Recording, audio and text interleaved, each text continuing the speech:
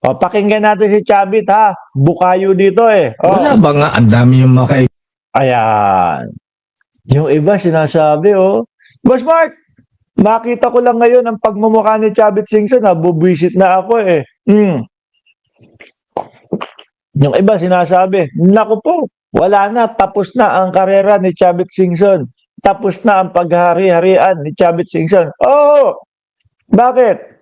Sabi ko nga sa inyo, nung bata pa lang ho tayo, tanyag na yung pangalan nito eh. Alam na yung pangalan nito eh. Pag Chavit Singson, hindi mo pwedeng basta-basta gibain o hindi mo pwedeng basta-basta birahin yan dahil may kakalagyan ka.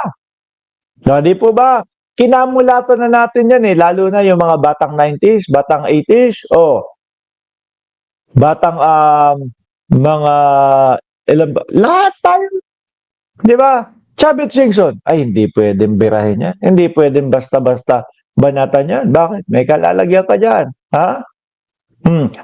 At lingid din sa ating mga kaalaman na meron tayong mga naririnig na mga negosyo ni Chavit Singson na, kumbaga, yung mga puro sugal, mangilan-ngilang mga illegal, di umano, di ba?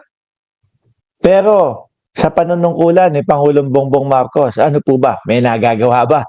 Wala. Kaya po yung matanda, araw-araw na pong nagpapapreskon. Bakit? Baka malapit na din po siyang araw-araw matulog sa kulungan. Iniimbestigahan po eh. Di ba? Yung mga conflict of interest. Yun pong mga sa lugar nila. Halos yung mga proyekto, di umano puro mga kamag-anak niya ang mga nakakakuha.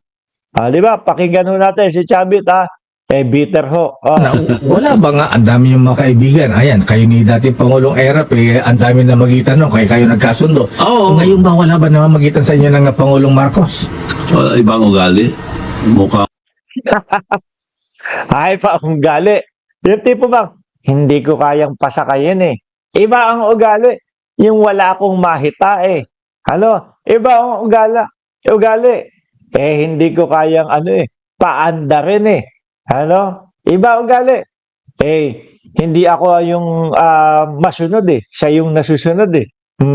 Di ba? Kaya ganyan yung hinaing ni Chavit Singson, mga boss. Akala niya, mapapaandar niya si Pangulong Bongbong Marcos. Hindi. Ang ibang isip eh. Kilala ang Pangulong Marcos na ang bait-bait nga daw, kaya dami na nagsasamantala sa kanya. Bakit hindi kayo magkasundo naman? Ibang klase. Wala silang masabi dahil Kasi umaasa ka na poprotektahan ka.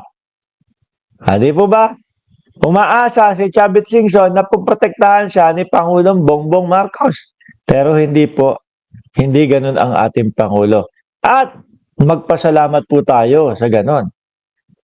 Dahil tayong maliliit na tao, alam natin na nandyan ang pamahalaan, nandyan ang gobyerno para ibalanse yung sitwasyon ng mayaman at mahirap. Hindi porket sila mayayaman, sila lagi ang panalo. Kasi merong tawag sa taas.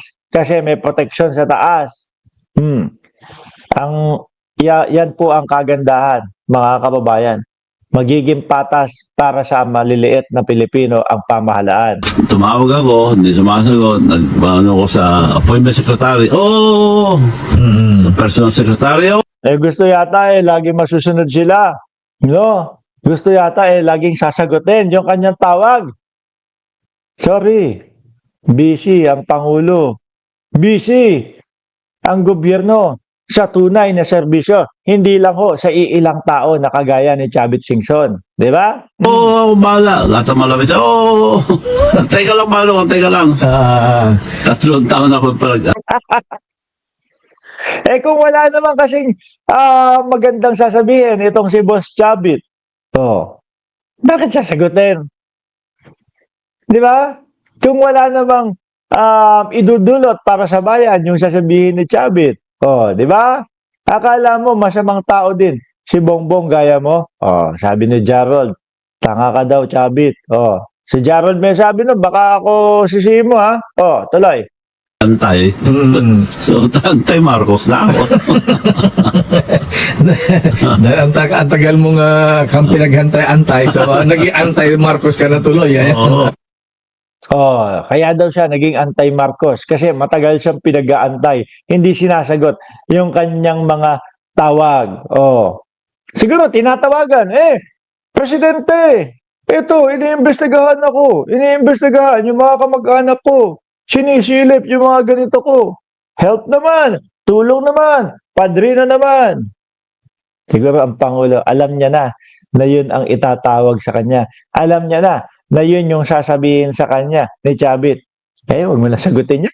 Bahala siya sa buhay nila. Sagutin nila yung iniimbestigahan sa kanila. Sagutin niya yung mga sinasabi sa kanila. Ganon. Hindi po ba? Kaya deadma, mga bossing. At para ho sa akin, itong pagiging patas ng Pangulo, patas ng gobyerno, ang panalo po dyan, tayo pong maliliit na mga Pilipino, mga bossing. Dahil hindi sila babakapan ng gobyerno, hindi din naman tayo babakapan ng gobyerno. Kumbaga, patas lang. Kung sino ang tunay na may mali, kung sino ang dapat managot, siya ang dapat managot. Di ba, Shoni M. Noses? Oh, Happy Halloween, Mark and all admin. Sabi ni Shoni M. Noses. Ngayon, alisin ko na si Chavit, alisin ko na si Tariela. Ngayon ho, mga kababayan, eto, painit na po tayo ng painit. No? Painit na po tayo ng painit, mga boss, chief, sir. Kaya po, ipasok na natin itong susunod nating tatalakayin. Painit ng painit, mga bossing, at nako, grabe ho, papangit ng papangit. Hoy, painit ng painit, at pangit pa ng pangit pa. Sino? Ito, nakita ko lang, isend sa atin itong picture na ito. Ano na nangyari dito kay Boss Roque? Oh, anak ng tipaklo. Dati po, pinkish pa ho itong si Roque. Dati ho, malaporselana ang kutis nito Hindi ko alam. Roque, pasensya ka na ha. Ito din, bully din tong mga Team MR Biglang ipinasok etong natin. Kala ko kung ano yung seryoso. Sabi ko pa naman, eto po, painit na ng painit yung ating tatalakayin. Pagsalpak ng litrato, papangit ng papangit pala si Roque. Hindi, anong kaya nangyayari? Piluka, sabi ni Tad Supnet, nagsusuklay ba ang piluka o sadyang ganun lang talaga? Ano sa tingin nyo? Piluka na to, yung suot niya? Parang no? Siguro paubos na ng paubos yung buhok ni Roque. Panipis na ng panipis yung buhok ni Roque. No?